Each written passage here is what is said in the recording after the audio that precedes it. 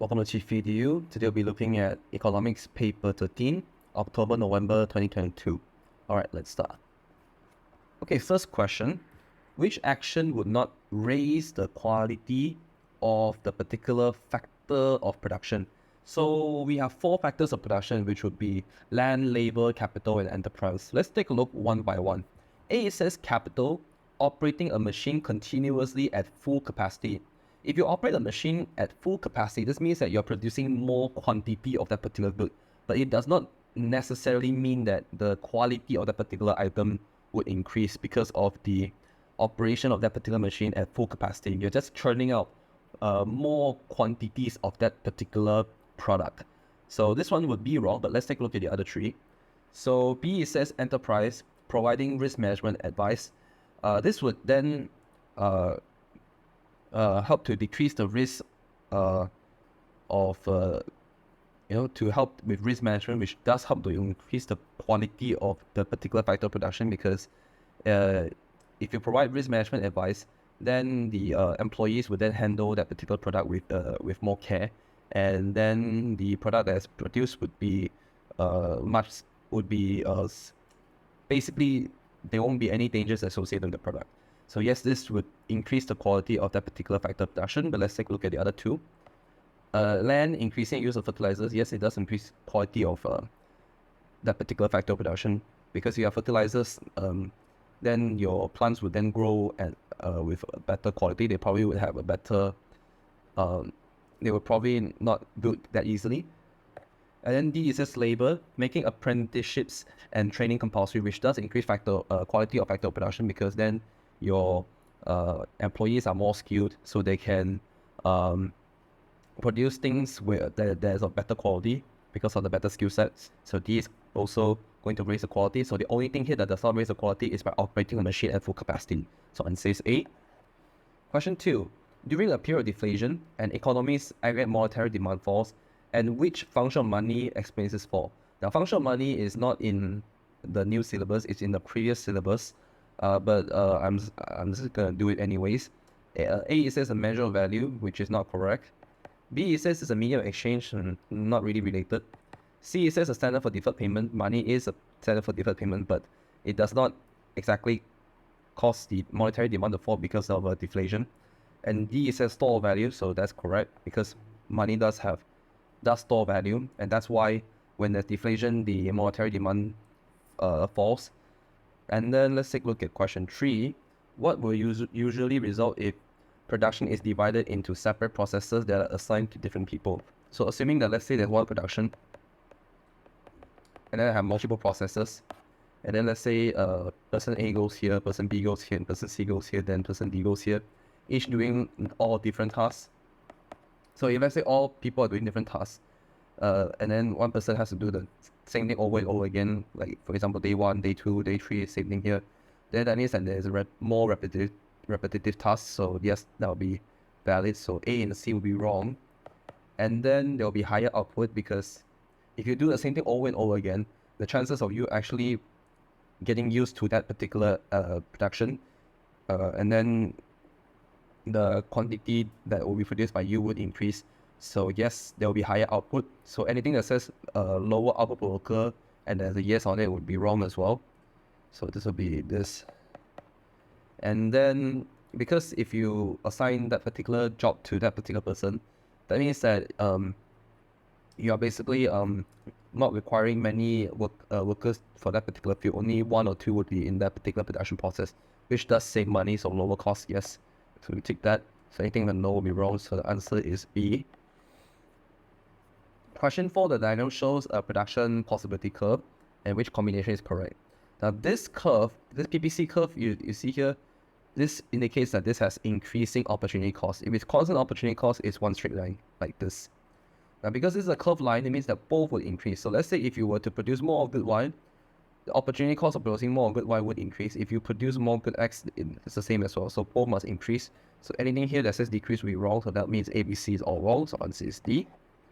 Question 5, a government wishes to ensure adequate flood defenses are provided in its coastal areas, and which action is most likely to be undertaken only by the government?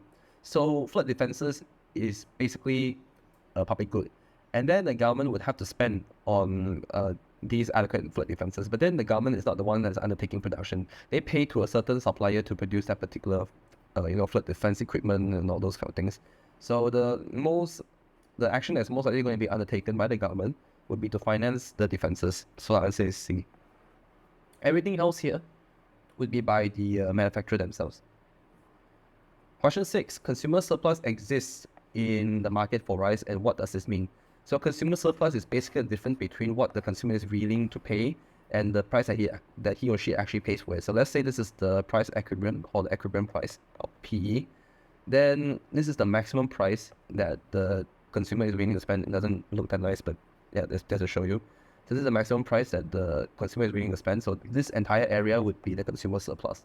So that means that some consumers would then be willing to spend more than the actual price. So let's take a look at which one would be the closest one. A, it says consumers benefit from rice production more than producers. Wrong. B, it says consumer demand for rice exceeds supply. Nope. This is when the maximum price is set below the equilibrium. C, it says some consumers would be willing to pay more than the market price for rice. Yes, that's correct. D, it says production of rice exceeds the supply, which is wrong, which is not related. I'll say C. Question 7. The diagram shows the demand curve and supply curve for a product, and which area represents producer surplus. So the producer surplus would be below the price equilibrium, and it's bordered by the supply curve, which will be like this. So this would be OWY. Let's take a look at which one is the answer. Here, anything that says something, if it's linked with X or whatever, then it's actually wrong. Because if it's WXY, that will be the consumer surplus. Now we want the producer surplus. So A, it says OWYZ minus OWY. So OWYZ minus OWY. If you minus OWY, then you get this particular area, which is not the area that we want. So this one is not correct. And then OWYZ minus OYZ would be this one. This is correct, because if you minus this one, you only get this one. So this is correct. And C, it says OXYZ minus OYZ. If it's OXY and Z minus OYZ, then you're getting this entire area, which is not correct. And then OXYZ minus WXY. WXY would be something like this, but it's OXY and Z. So that means the end result would be this entire square area, which is not correct. So our answer is B. Okay, question 8. The diagram shows the relationship between total expenditure and price for 3 products, 1, 2, and 3, and which curves represent the product with price elastic and unitary price elastic demand. So you can see that instead of saying quantity, now it says total expenditure. So in this case, let's take a look at which one would be the answer here. So you can see that, as you can see, when the price increases, the total expenditure remains the same. This means that when, let's say for example, I purchase this product at, let's say, $10, my total expenditure would be, let's say, $10,000. And then now I increase the price to, let's say, $15. The total expenditure I have will still be $10,000, which means that consumers are spending the same amount regardless of, the price increase or the price decrease. So this means that it is unitary elastic. So that means the only option we have from this 4 option will be C. So we'll X out everything, and then we look at why 3 is elastic. So you can see that for 3, every time when there's a decrease in price, the total expenditure increases. This means that every time, let's say that the price drops from, let's say, $15 to $10, instead of now spending only $10,000 for that particular product, I'm now spending $20,000 or $30,000, which means that it is elastic. So there's a huge increase in the total expenditure. That means that it is elastic. And then if let's say the price increases and then the total expenditure increases, that means that the product itself is inelastic. The PET for that particular product is inelastic. So that's why for 2 it's inelastic, for 3 it's elastic, and for 1 is unitary price elastic. So I'll say C. Question 9. What causes an inelastic market supply curve for an agricultural crop such as wheat? So what causes an inelastic market supply curve? So there are a few reasons why the supply curve is inelastic. First of all, the product itself is a perishable. Second of all, there's no more productive capacity for that particular product. It's already at its maximum. And 3, you need highly skilled labor to produce the particular product. So let's take a look at which one would be the closest one. A, it says the government decision to import crops at times of shortage That means that the supply could be increased as if needed. So this is not inelastic anymore. This one is elastic because you could import crops. That means that you still have supply. So A is not correct. B, it says an efficient use of fertilizers causing crop production to rise, which is wrong because if it's inelastic, that means that it is very difficult for the crop production to rise. C, the storage of excess production for future sale, which is wrong because if let's say there's excess production, there's storage for excess production, this means that I can store that product, and then every time when the price goes up, I can immediately release the stocks to the market. So it's quite responsive, but in this case, it's not because it's inelastic. So D would be the closest answer. The very long time required to produce additional output. Yep. So that means that it's inelastic because you need a longer time to respond to the changes in the price. So answer is D. Okay, for question 10, the diagram shows the effect of a change in the market for a good X on the market for good Y. So you can see that for good X, the demand increases, and then for good Y, the supply increases. I think both of them are in joint supply. Right, so what can be concluded about the goods? It says X and Y are complements, which is not correct. X and Y would be considered to be in joint demand, but they're not in joint supply, so A is not correct. B is correct. C is not correct because if it substitutes, that means that an increase in demand will result in a decrease in supply for the other good. And D says it's a derived demand, which is wrong, so answer is B. Question 11, the final of a major sports event is held in a stadium which has a fixed capacity of 40,000 people. So the main point here is fixed capacity. The price for a seat is set at PF. But when the tickets go on sale, all tickets are sold very quickly with many disappointed people unable to buy a ticket. So which diagram best represents this? Anything that has a tilted supply curve is oral. It must be fixed at that particular capacity. So CD is definitely not correct. So we only have A and B.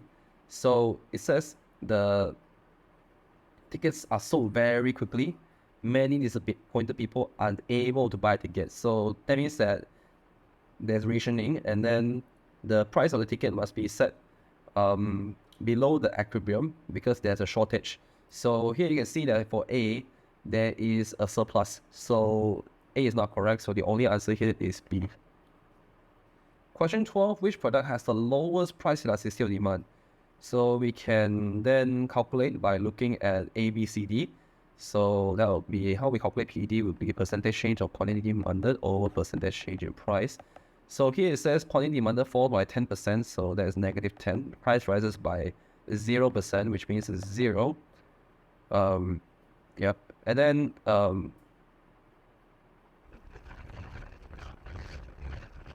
then B, it says, oh, sorry. For question 12, which product has the lowest price elasticity of demand? So let's take a look at the 4 options. Price elasticity of demand is calculated with this formula, which is percentage change in quantity demanded over percentage change in price. So here it says that the quantity demanded falls by 10%, which is negative 10, and then over 0. I know that there's no way any number can be divided by 0, so this means the answer is infinity, which means it's very elastic. And B, it says quantity demanded falls by 5%, so it's negative 5 divided by 5, so we get negative 1, or 1 for short. So it's elastic. And then demanded falls by negative 5 over 10, so you get negative 0.5, which is inelastic, but it's not very inelastic. And then here quantity demanded falls by 0%, and then over 10%, so you get 0. So the most inelastic PED would be D. Question 13, the market for a product is initially in equilibrium, so something like this. Which combination or changes will cause the price of the product to rise and the quantity sold to fall? Cause the price of the product to rise. So if let's say the price rises, there are a few reasons. One is that the demand increases or the supply decreases. So let's take a look at the few options here and see which one will be the answer. So A, it says a decrease in demand that is larger than a decrease in supply. So a decrease in demand. So let's say I have a decrease in demand larger than a decrease in supply. So your quantity sold has decreased, and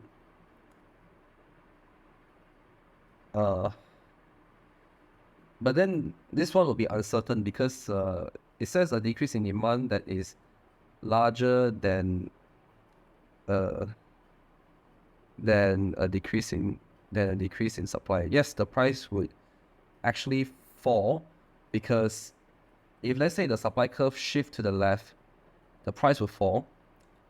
And now it says that the decrease in demand is larger than the decrease in the supply. So that means that the price falls and then the price rises, but it doesn't exactly mean that the price will rise. Probably will go back to the same price, so it's uncertain. So A is not correct. B, it says a decrease in demand that is smaller than the decrease in supply.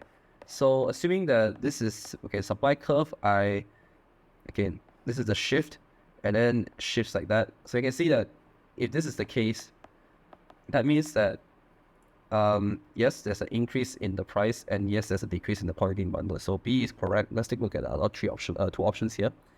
An increase in demand is definitely wrong because quantity sold to fall. Anything that says increase in demand is all wrong. So answer is B. Question 14, the diagram shows two demand curves and two supply curves. The initial equilibrium is at H. So H, this one. And which combination of shift in the demand and supply curve will result in a change in the equilibrium position from H to K? So this one would be something like this. So there's a shift in the demand curve to the right and a shift of the supply curve to the right. So an increase in demand and an increase in supply. So the answer is A. Question 15, the Australian government made a payment of $900 to those who earn less than $100,000 per year. How would this payment best be described? So let's take a look at the four options here.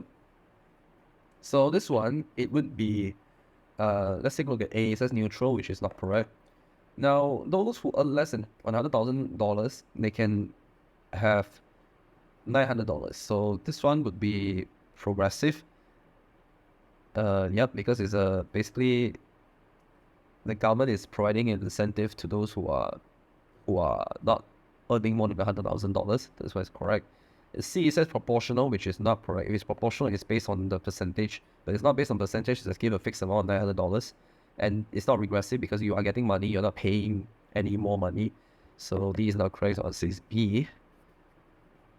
Question 16, the market for goods Z is an equilibrium with 1,000 units sold at price of $10.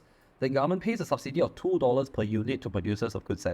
Under which condition will the total spending by the government on the subsidy be the smallest? Okay, so which one will be the smallest one? This is when your PED is inelastic and when your supply is inelastic. Likewise, if the total spending by the government on subsidy is the highest, that means that the PES and the PED must both be elastic. So it's basically the other way around. So it must be both conditions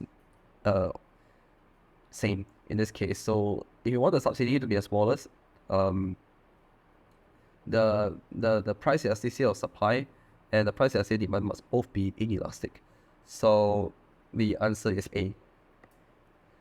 17, if an industry is currently state-owned and state-run, what does not represent a reason for it being privatized? So A, it says decisions will no longer be taken with political considerations in mind, which is a reason why it must be privatized. So A is not correct. And B, it says the benefits of marigolds will be taken into account in decision making. This is when you need to have some items being nationalized, so this is not a reason. C, it says its owners would have more incentive to make it operate profitably. This is why we need to privatize it. And D, there will be greater incentive for managers to introduce more technology and it must be privatized, so the answer is B. Question 18, what does the incidence of an indirect tax on the product refer to? So A, the proportion of the tax paid by the consumer relative to the producer, and B, it says the reduction in output as a result of the imposition of the tax, and C, the revenue the tax generates from the government, and D, the increase in the hidden economy as a result of tax evasion of the taxes imposed. So indirect tax, you pay to the producer, you buy that particular product, and then the producer pays to the government. So let's say like your GST, your goods and service tax, you pay 6%. So then you pay that 6% to the producer. So that means that will be that particular proportional tax. So the answer will be A. So B, it says reduction in output as a result of the imposition of tax. This is not indirect tax, this is direct tax. And it's actually this falls upon the producer. C, it says revenue, the tax generates tax revenue basically, so it's not correct. increase in the hidden economy as a result of tax evasion, not related to this. So answer is A. 19, the government wishes to influence the price of a good. It introduced a maximum price P max and a minimum price P min. The diagram shows these prices relative to the current market price P. Now, what can be concluded from the diagram?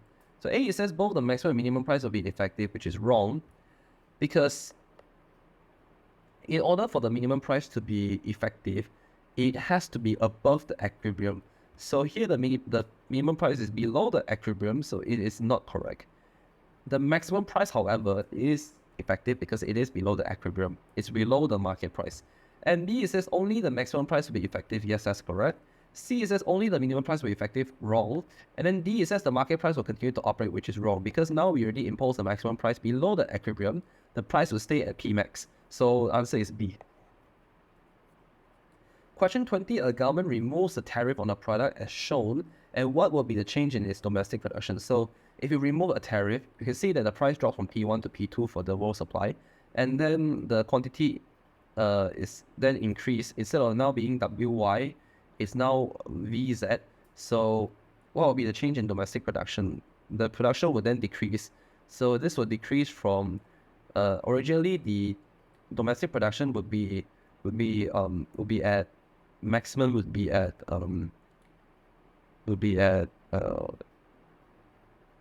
W. So now because of this, now it's now shifted to V. So the reduction would be WV. So answer is A. The reason why BCD is not correct is because if you look at XV would be a very huge increase. It's basically when the price is at equilibrium, but originally the price is at PE1. So PE1, the domestic suppliers are producing at that particular price point, so it's not an X. So B is not correct. The XW is also the same thing, so this is not correct. And the ZY is the demand. The demand increases from Y to Z, so D is not correct. 21, an economy is initially in equilibrium. Which combination of events will definitely cause an increase in the general price level of the economy and a decrease in its real output? So an increase in the general price level, so this one will be your AS curve, this one will be your AE curve. So if there's an increase in general price level, that means that the area demand increases, would be something like this. Then your general price level will increase. And then your short run area supply must decrease in order for your real output to decrease. This one is one possibility. There are also other possibilities as well. Another possibility is when let's say your AD curve is like this and your AS curve is like this. Now your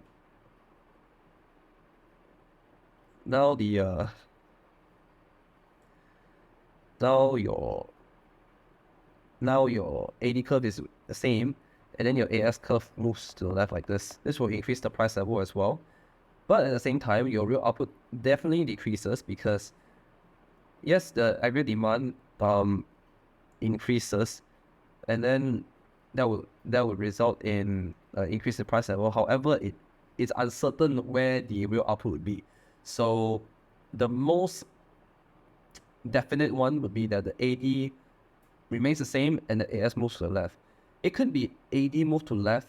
It will not be AD move to the left, because if AD moves to the left, that means the price level decreases. So here in this case, the best case scenario is when the AD remains the same. So just now you can see that for C is not really correct already. And B, if it says the aggregate demand decreases and the SRAS curve remains unchanged, then the price level would decrease. And then if it's A, it says AD decreases and short run aggregate demand decreases. If both decrease, the general price level it's uncertain where the general price level would be, so A is not correct, so answer is D. So the AD remains unchanged, and the SRS curve moves to the left, so the price level would increase, and the real output would decrease, which is obvious as you can see. 22, the government of the country changes from a balanced budget to a budget deficit. From which point along the country's LRAS curve would this change cause the largest increase in employment without creating inflationary pressure? So you can see that which one would be the one that would not create inflationary pressure. Balanced budget is when your budget, it's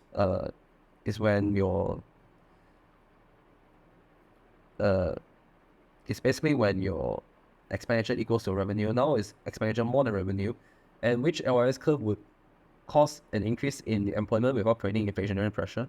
Inflationary pressure meaning that the price level will increase at a very high rate. So in this case, D is not correct already because it is, will go at a very steep level. C is also the same thing. E is almost there, but we want to increase the we want to create the largest increase in employment. So we need to start from which point? No, we start from the one that's flattest because that one will cause the least inflationary pressure. The answer is A. 23. The price and volume indexes of a country's import and exports are shown in the table for year 2. So year 1 equals 100. And what is the country's terms of trade index for year 2? So that one we need to calculate the price index.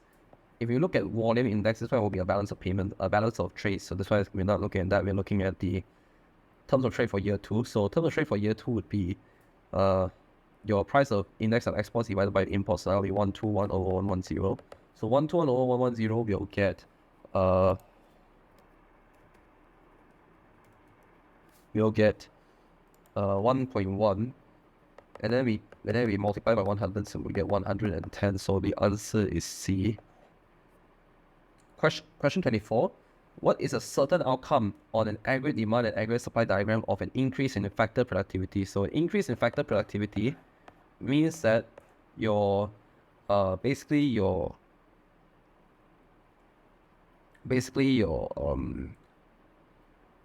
aggregate supply curve would now your aggregate supply would now increase, okay, because your factor productivity has increased. So your AS curve originally would probably be like this, but then it will shift to AS2 because of an increase in your factor productivity. So when it comes to factor productivity, the aggregate supply would be the first thing that will move. So anything that says AD curve will ignore, and then we're left with B or D, a downward shift or an upward shift. An upward shift is when there's a decrease in factor productivity. So answer is B. 25. Trade-in services is a component of the current account or the balance of payments. And what is an example of a trade-in service? A trade-in service would be, it could be, for example, let's say we provide tourism, we provide some kind of service to, let's say, people from other countries. That would be a part of a trade-in service. So if let's say it's a development aid for foreign country, that means we are giving out the money. So it's not correct. D says export revenue from private commodities. That's not under trade-in services. That's under trade-in goods. C is income from foreign tourists. Yes, that's correct. Income from overseas investment is not under trade-in services. So yep, answer is C. 26, it says, which statement about changing price levels is correct? So A, it says anyone on a fixed income has rising real income during deflation. Yep, that is correct. And then B, it says government revenue from indirect taxes falls during inflation, which is wrong. Because if let's say there is inflation, they will collect more of tax. And C, it says producers prefer deflation to inflation, which is not correct. Because most producers would prefer mild inflation, which then means that they can adapt to it. And D, it says savers prefer indexing savings when there is deflation rather than inflation. So if let's say they prefer indexing savings when there's deflation, this is also not correct because index links, so that would be your price index. So deflation means that there's a decrease in the general price level, so that's not correct. So answer is A. So then now let's look at 27. What would be likely to decrease inflation in an economy? So how would you decrease inflation in an economy?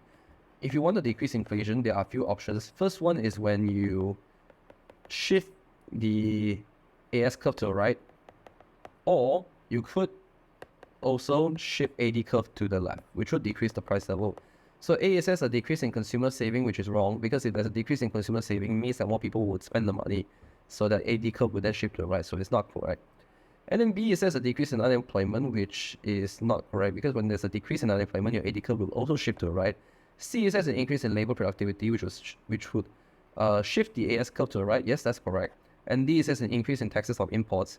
An increase in taxes on imports would then result in, let's say for example, raw material that you purchase is from other countries, then it will result in the AS curve shifting to the left. So nope, I'll say C. 28. Which change in economic circumstances is most likely to lead to a reduction in the rate of domestic inflation in the economy? So most likely to lead to a reduction in the rate of domestic inflation. So A says a depreciation in the currency. Nope, that will result in a decrease in value. At the same time, people will spend more. B says a reduction in the production of labor. A reduction in the productivity of labor would result in an increase in the price level because of AS shift to the left. And C says a worldwide recession. So a worldwide recession would theoretically result in a reduction in the rate of domestic inflation in the economy because when there's recession, typically your